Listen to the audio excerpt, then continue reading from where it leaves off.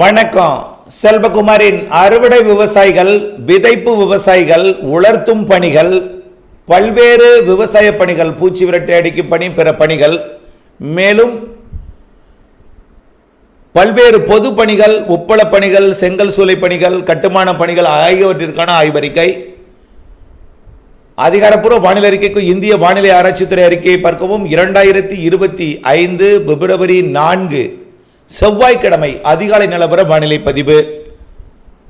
காற்று சுழற்சி நிலநடுக்கோட்டிலே தீவிரம் குறைந்து வலுவிழந்து நீடித்துக் கொண்டிருக்கிறது. தற்பொழுது தமிழ்நாட்டின் கரையோரம், வடகடலோரம் மற்றும் ஆந்திர பிரதேசம், ஒடிசா வரை உயரழுத்தம் நீடித்துக் கொண்டிருக்கிறது. இந்த உயரழுத்தம் வட இந்திய குளிரலையை தமிழ்நாட்டிலே ஏற்றுகிறது. இந்த குளிரலை, உயரழுத்த குளிரலை, பனிப்பொழிவை, மூடு பனிப்பொழிவை இன்றைக்கு கூடுதலாக ஏற்படுத்தும். நேற்று முன்தினம் கூடுதலாக இருந்தது, நேற்று குறைவாக இருந்தது, இன்றைக்கு மீண்டும் கூடுதலாக இருக்கிறது. இந்த அதிகாலை நேரத்தில் இருக்கக்கூடிய இந்த மூடு பனி பொழுது விடிந்ததும் தொடரும். 8 மணி வரை, 9 மணி வரை கூட சில இடங்களில் மூடு பனி தொடர வாய்ப்பு இருக்கிறது. கண்டிப்பாக 7:30 மணி வரைக்கும் கடுமையான மூடு பனி இருக்கும். இந்த மூடு பனிக்கு காரணம் உயரழுத்தம்.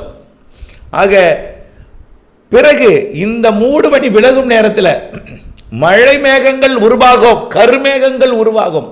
ஆனால் அது மழையை தராது.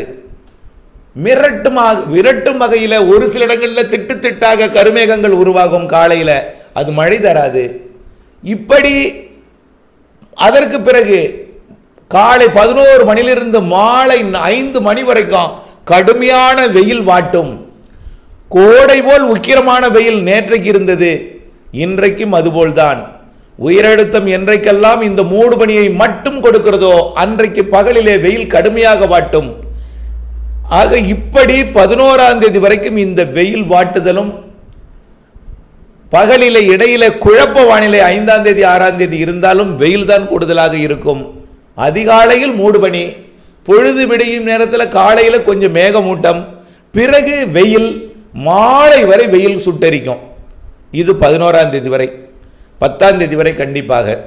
11ஆம் தேதி என்ன ஆகும்னா கிழக்கு காற்று கொஞ்சம் வரும், உயரழுத்தமும் இருக்கும். 2 காற்று இணைந்து ஒரு பக்கம் வட உள் மாவட்டங்கள், வடகடலோரத்திற்கு மூடுபனி, தென் மாவட்டங்களுக்கு, டெல்டா மாவட்டங்களுக்கு குளிருடன் இணைந்த மூடுபனி, குளிருடன் இணைந்த மூடுபனி. வடக்கே குளிராது, வெறும் தண்ணீர் பனி மட்டும் வட மாவட்டங்கள் இருக்கும். ஆனால் டெல்டா மாவட்டங்களுக்கு, தென் மாவட்டங்களுக்கு 10, 11, 12 குளிருடன் இணைந்த மூடுபனி, குளிரும், நடுங்கும் குளிர். 12, 13, 14. அதே நேரத்தில் காலைக்கு பிறகு, மூடுபனிக்கு பிறகு ஆங்காங்கே கருமேகம் சூழ்ந்து தூறலை கொடுக்கும். தென் மாவட்டங்களுக்கு நனைக்கும் மழைப்பொழிவை கொடுக்கும். 12, 13, 14. டெல்டா மாவட்டங்களுக்கு ஆங்காங்கே தூறலை கொடுக்கும். அறுவடை விவசாயிகள் அச்சப்பட வேண்டாம். அறுவடைக்கு இடையூறு கொடுக்கும் மழை, அச்சமூட்டும் மழை, குழப்ப வானிலை.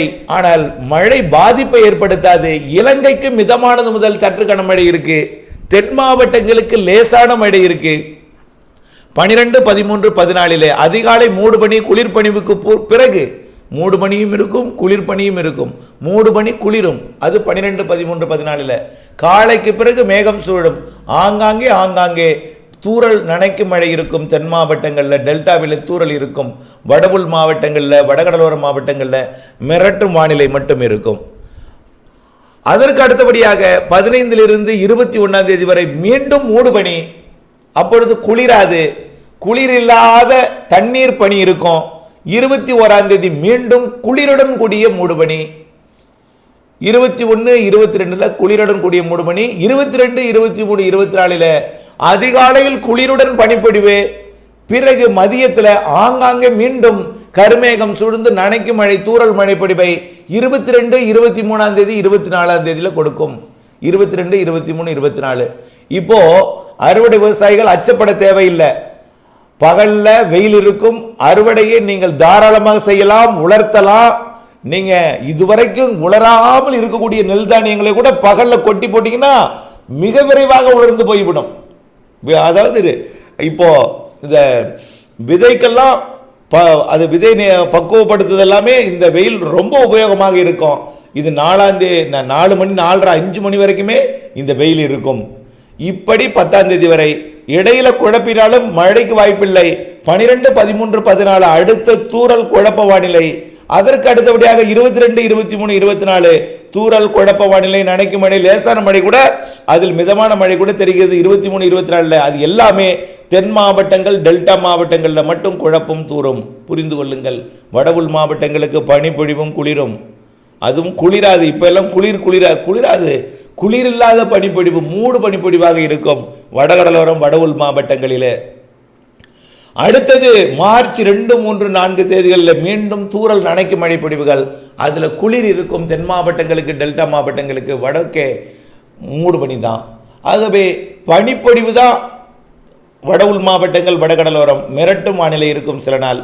தென் மாவட்டங்களுக்கு மூடு பனி இருந்தாலும் குளிர் பனி இடையிடையே வரும். 12, 13, 14, 22, 23, 24, 2, 3 மார்ச் 2, 3, 4 இதில் மதியம் மாலையில் கொஞ்சம் ஆங்காங்கே தூறல் மழை இருக்கும். அறுவடை விவசாயிகள் இந்த 2 தொடங்குகிற நாட்கள் 12, 22, மார்ச் 2 இதிலிருந்து 2 நாள் பின்னாடி இந்த நாட்களில் மட்டும் நீங்கள் திட்டமிட்டு அறுவடை செய்திட வேண்டும். வேற எந்தவித இடையூறும் இருக்காது. அதிகாலையில் பனிப்பொழிவு, காலை பனிப்பொழிவு, விலகும் பொழுது கொஞ்சம் மேகமூட்டம் மிரட்டி விட்டு பிறகு கடுமையான வெயில் மாலை 5 மணி வரை இருக்கும். இப்படி 11ஆம் தேதி வரை 5, 6 கொஞ்சம் மிரட்டு மேகங்கள் உருவானாலும் மழைக்கு வாய்ப்பில்லை. 12, 13, 14 தூறல் நனைக்கலாம். தென் மாவட்டங்களுக்கு லேசான மழை இருக்கும், டெல்டாவிற்கு தூறலாம். இதுவும் மிரட்டு வானிலை தான். அடுத்தது 22, 23 அதற்கு இடையில பனிப்பொழிவும் பகலிலே வெயிலும் இப்படித்தான் இருக்கும் இந்த பிப்ரவரி. சரி, அறுவடை விவசாயிகளுக்கு இதில் நல்லா புரிஞ்சிருக்கும், அறுவடை பண்ணலாம். சரி, விதைப்பு விவசாயிகள் விதைக்கலாங்க. ஆனால் கைவசம் நீர் இருந்தால்தான் விதைக்கலாம். உறுதியாக எல்லோருக்கும் மழைக்கென்று பிப்ரவரியில் சொல்ல முடியாது. மார்ச் மாதம் பிற்பகுதியிலிருந்து மழை இருக்கும். அந்த மழை எல்லோருக்கும் ஒரே நேரத்தில் கொடுக்குமா? அது வடகிழக்கு பருவமழையில் ஒரு நிகழ்வு உருவானால் கூட அது இருக்கும் இடத்திற்கு செட் ஆகிற இடத்துக்கு தான் கொடுக்கும். எல்லா நிகழ்வும் எல்லா இடத்துக்கும் மழைப்பொழிவை கொடுக்காது. ஏப்ரல் மேல எதிர்பார்க்கிற மழைப்பொழிவு கூட எல்லா மாவட்டங்களுக்கும் பரவலாக ஒரே மாதிரியாக இருக்காது. நிகழ்வு எங்கே நெருங்கி வருகிறது, எங்கே கடக்க இருக்கிறது, எங்கே நுழைந்து எந்த வழியில் பெய்ய போகிறது, எங்கே இருகாற்று இணைவு ஏற்படுத்த போகிறது. சில நேரங்களில் நிகழ்வு அருகில் இருக்கும். அருகில் இருந்தாலும் நிகழ்வு தலைமையில் இருந்தாலும் மழை பெய்யாது. நிகழ்வுக்கு வடக்கு புறமும் மேற்கு புறமும் பெய்யும். சில நேரங்களில் நிகழ்வுக்கு தெற்கு புறமும் மேற்கு புறமும் பெய்யும். ஆகவே இருகாற்று இடைவு செட் ஆவதை பொறுத்த மழை பொழிவு அமையும். ஆகவே உங்களுக்கு விதைப்பா, விவசாயம் தொடங்குறீங்களா, மழை எதிர்நோக்கி மழை கண்டிப்பாக உங்களுக்கு பெய்யும் என்று தொடங்கக்கூடாது. ஆனால் மழை இருக்கிறது கோடையில், எந்த இடத்தில் பெய்யும் என்பதை வரக்கூடிய நாட்களிலே அதை உறுதிப்படுத்தலாம். ஆனால் கைவசம் நீர் தேக்க கவலை இல்லாமல் விவசாயம் செய்ய உங்களிடம் மழைநீர் சேகரிப்பு அமைப்பை ஏற்படுத்திக் கொள்ளுங்கள் என்று கேட்டுக்கொள்கிறேன். 10% 10 ஏக்கர் நிலம் இருக்கா, 1 ஏக்கர் நிலத்தில் மழைநீர் சேகரிப்பு அமைங்க.